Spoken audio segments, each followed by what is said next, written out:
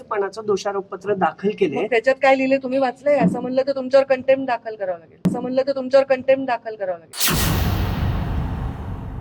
आता त्या महिलावर अत्याचार झाला बस स्थानकामध्ये, झाला नाही का? झाला ना. ते प्रश्न विचारा ना. मी पुण्यात आले. तुम्ही बीडचे कशाला प्रश्न विचारताय? पुण्याचे पत्रकार आहेत तुम्ही.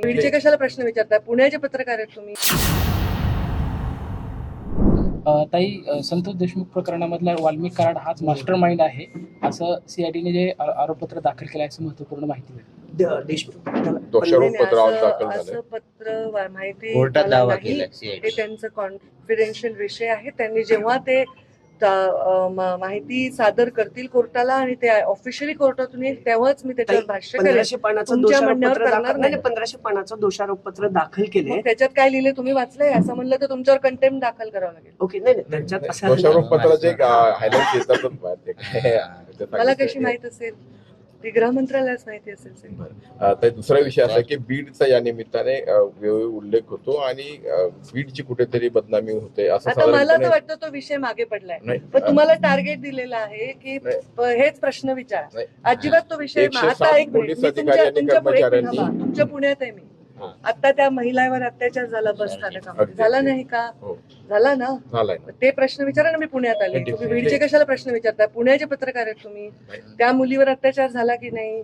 असे अनेक घटना. काल नांदेडमध्ये तर चालत्या बाईकवर मागून वार करून मारलं, चाकूचा हल्ला करून. त्याचे सीसीटीव्ही फुटेज दाखवलेत मीडियाने. हे प्रकार सगळीकडे चाललेले आहेत. आणि संतोष देशमुखच्या हत्येविषयी तीव्र निषेध आणि त्याची वेगळी चौकशी करावी हे मी किती वेळा बोलू. मी झाल्याच्या घटनेपासून 12 डिसेंबरचं माझं भाषण काढा, ऑनलाईन आहे. त्याच्यामध्ये 90% मी त्याच्यावरच बोललेली आहे. आणि त्यामुळे त्याच्या आतल्या विषयांवर मी बोलण्याचं माझं ते औचित्य नाही. मला त्यातली माहिती नाही. मी गृह खातं नाही आणि गृह खात्याच्या अधिकाऱ्यांनी ती माहिती देणंही योग्य आहे.